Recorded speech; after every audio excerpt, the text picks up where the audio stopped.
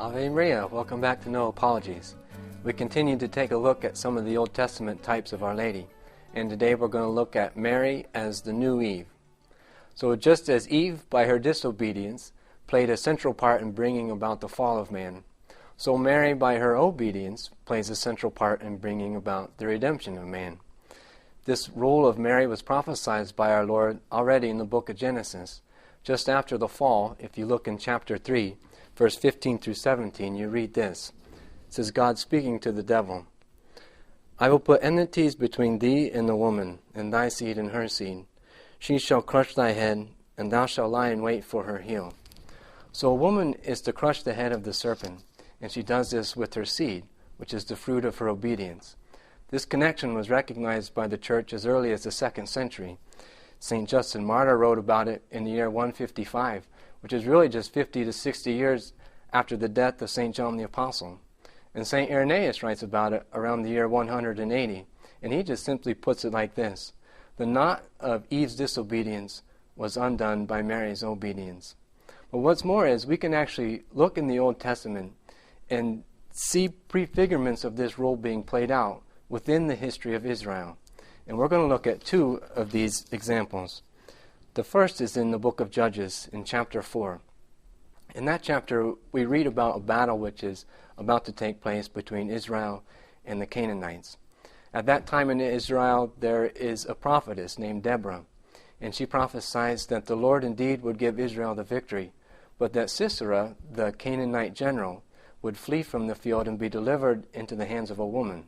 And so it happens. The Israelites attack, they win the battle, but Sisera flees. And he comes across a tent owned by a woman named Jael.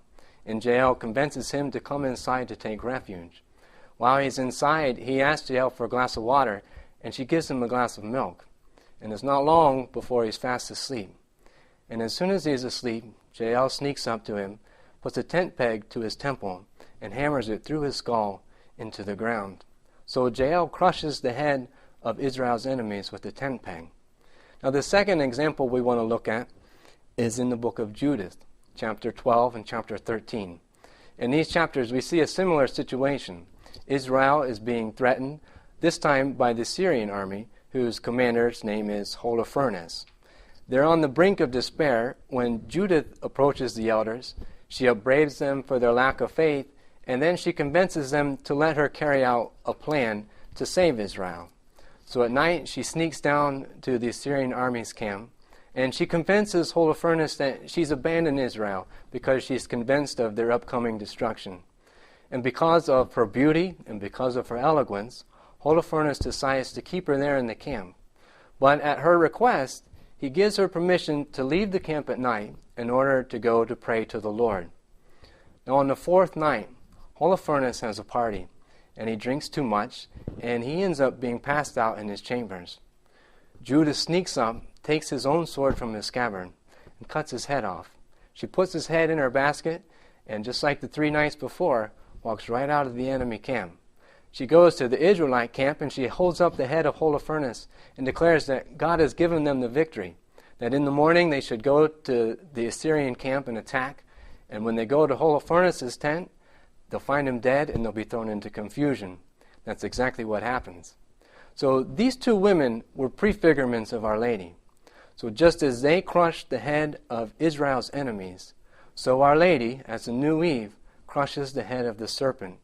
She doesn't use a tent peg, she doesn't use a sword. She uses her seed, which is the fruit of her obedience. I hope to see you again here on No Apologies. Ave Maria.